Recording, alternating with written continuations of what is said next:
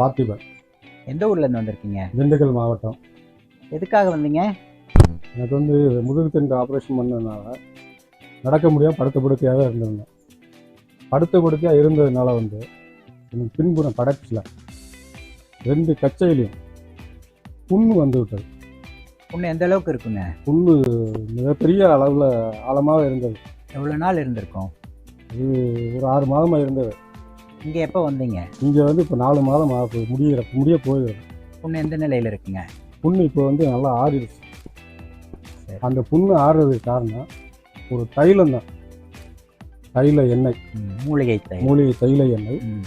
அதை போடவும் புண்ணு வந்து நல்லா அழுத்தம் கொடுக்காம தண்ணி படாமல் உறக்கவே படுத்து சரியான முறையில் நீங்கள் உங்கள் மனைவியினுடைய சப்போர்ட்டில் இருந்ததுனால 4 மாதத்தில் அந்த காயத்தை இயல்பான முறையில் ஆற்றிக்கிட்டீங்க.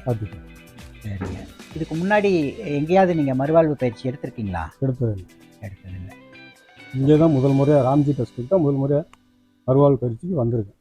எப்படி விழுந்தீங்க? முதுகுத்தண்டோட காயத்துக்கு எப்படி விழுந்தீங்க? உயரம் பெயிண்டிங் வேலை பார்க்குறேன். சரிங்க.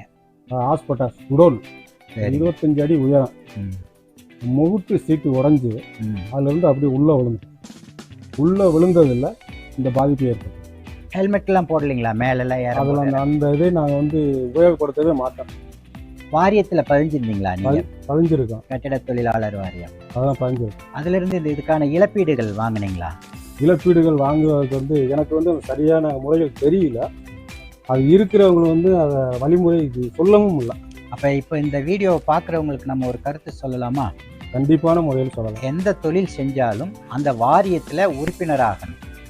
கண்டிப்பாக. இப்படியான ஒரு விபத்து காலங்கள்லையோ அல்லது கீழே விழுந்து எந்திரிக்கும் போதோ ஏற்படும் காயங்களுக்கு வாரியத்தின் மூலமாக நிவாரணம் கொடுக்குறாங்க. இப்போ உங்களுக்கு வந்து ஸ்பைனல் கார்டு இன்ஜுரி, முதுகுத்தண்டுவடம் காயமடைஞ்சிருக்கு. இந்த முதுகுத்தண்டுவட காயம்ங்கிறதும் இறப்புக்கு ஒப்பான நிலையில தான் இன்சூரன்ஸ் கணக்கெடுக்குதுங்க. நம்ம இருக்கிறோம் ஆனால் இல்லைங்க. இயங்க வேண்டிய உறுப்புகள் இயல்பாக இயங்கலை. அதனால இருக்கு நிறைய வழிமுறைகள் இருக்கு. கண்டிப்பாக. அது நான் வந்து அதை வந்து செயல்படுத்த முடியல. இனி வருபவர்கள் இந்த மாதிரி வாரியத்தில் இருந்து விபத்து நடப்பவர்கள் சரியான முறையில் போய் பயன்படுத்தி அதை உதவித்தொகையை பெற்று தரும்.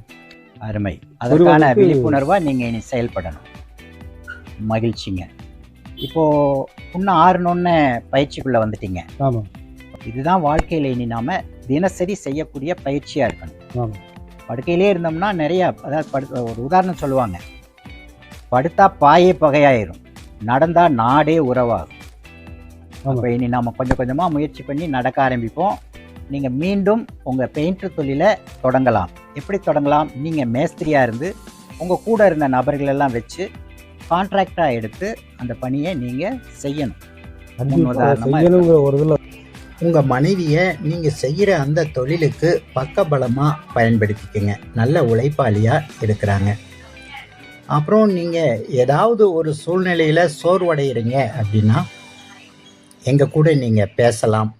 அப்பப்போ நீங்கள் எங்கள் கூட வந்து ஓரிரு நாள் தங்கி கூட போகலாம். வருடந்தோறும் நாங்கள் ஒரு மெடிக்கல் கேம்ப் பண்ணுவோம். அந்த கேம்பில் நீங்கள் வந்து நம்ம உடல் சூழ்நிலைகள் மேலும் எப்படி இருக்குது அப்படிங்கிறத உங்களை தெரிஞ்சுக்கலாம். 150க்கு மேற்பட்ட முதுகுத்தண்டுவடம் காயமடைந்த மாற்றுத்திறனாளர்கள் இங்கேருந்து சுகமடைஞ்சு போயிருக்காங்க. அவங்கெல்லாம் வருவாங்க. அவங்க கூட கலந்து ஆலோசிக்கலாம். உங்களை போல மற்றவங்களும் தொழில் தொடங்க வாய்ப்பாக கூட உங்களுடைய அனுபவம் அமையும். அல்லது பிறருடைய வாழ்க்கையிலிருந்து சில அனுபவங்களை நம்ம ஈஸியாக கற்றுக்கிறதுக்கு அந்த ஒன்று கூடுகை, அந்த முகாம் நமக்கு உதவியாக இருக்குங்க. முயற்சியை பண்ணிட்டு. அப்புறம் இந்த மாற்றுத்திறனாளர்கள் துறையில் என்னெல்லாம் நீங்கள் நலம் வாங்கியிருக்கீங்க? வாரியத்தில் ஸ்கூட்டர் வாங்கியிருக்கோம். சரிங்க. வீல் சேர் வாங்கியிருக்கோம். இந்த உதவித்தொகைக்கு எழுதி போட்டு பணம் 1500 ரூபா வாங்கி. 1500ங்கிறது ட்ரிப்ளெக்ஸ்ன்னு சொல்லுவாங்க. தாசில்தார் மூலமாக வரக்கூடியது, ரெவென்யூ டிபார்ட்மெண்ட்லேருந்து. நமக்கு வந்து 2000 ரூபாய் நம்ம மாற்றுத்திறனாளர் வாரியத்திலேருந்து வரணும். அதுக்குரிய வழிமுறைகளை ஆன்லைன் மூலமாக நம்ம செஞ்சோம்னா அது எப்போ சாங்ஷன் ஆகி வருதோ அப்போ நீங்கள் இந்த 1500 ஆட்டோமேட்டிக்காக கட் பண்ணிக்குவாங்க. சரி.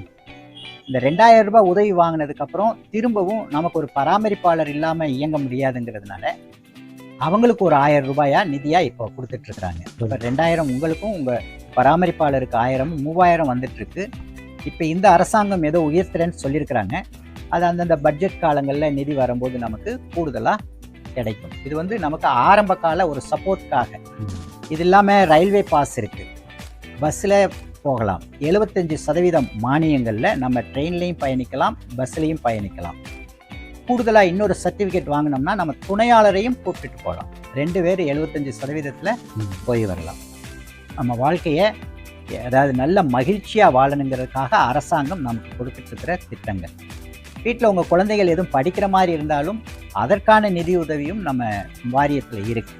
வருடாந்திரம் ஒரு முறை வந்து அந்த வாரியத்தில் கொடுப்பாங்க. நீங்கள் இந்த உலகத்துக்கு ஒரு முன் உதாரணமாக உங்கள் தொழிலையும் நீங்கள் ஈடுபட்டு, சம்பாத்தியங்கிறது பெருசு கிடையாதுங்க. சம்பாத்தி உட்காந்து ஃபோனில் கூட சம்பாதிச்சிடலாம். நம்ம எதை செஞ்சோமோ அதை செய்யணும், எங்கே விழுந்தோமோ அந்த இடத்துல நிற்கணும். ஊர் மெச்சுறதுக்காக இல்லை, நம்ம குடும்பம் நம்ம கையில் இருக்குது, அதுக்காக நம்ம வாழ்ந்தே ஆகணும். நம்மளும் மகிழ்ச்சியாக இருக்கணும், நம்ம கூட இருக்கிறவங்களையும் மகிழ்ச்சியாக வச்சுக்கணும். உங்கள் மனைவி ஆரம்பத்துலேருந்து உங்களுக்கு எப்படி உங்கள் கூட அண்டர்ஸ்டாண்டிங்காக உங்களுக்கு துணையாளராக இருக்கிறாங்களா? எப்போதுமே விழுந்ததுலேருந்து கிடையாது, கல்யாணம் முடித்ததுலேருந்து. ரொம்ப சந்தோஷம். உங்களுக்குள்ள எதுவும் மனக்கசப்பு அடித்தடி வேறுபாடுகள், நீ உங்கள் அப்பா வீட்டுக்கு போ, உங்கள் அப்பா வீட்டில் போய் அதை வாங்கிட்டு இது வாங்கிட்டு, அந்த பழக்கம் வந்து கூட கிடையாது. இப்போ வரைக்கும் கூட நீங்கள் எதையும் எதிர்பார்க்காம வாழ்ந்து. பொதுவாக இந்த மாதிரி ஊனங்களில் நம்ம கூட, ஊனங்கள் மட்டும் இல்லை, கடினமான காலங்களில் நம்ம கூட நம்ம துணையாளரான மனைவி பிள்ளைகள் நின்றுட்டா அதுவே கோடி புண்ணியம். உங்கள் மனைவி தெய்வத்துக்கு சமமான. மீதமுள்ள இந்த வாழ்க்கையை மகிழ்ச்சியாக வாழ்றதுக்கு ராம்ஜி ட்ரஸ்டின் வாழ்த்துக்கள். நன்றி.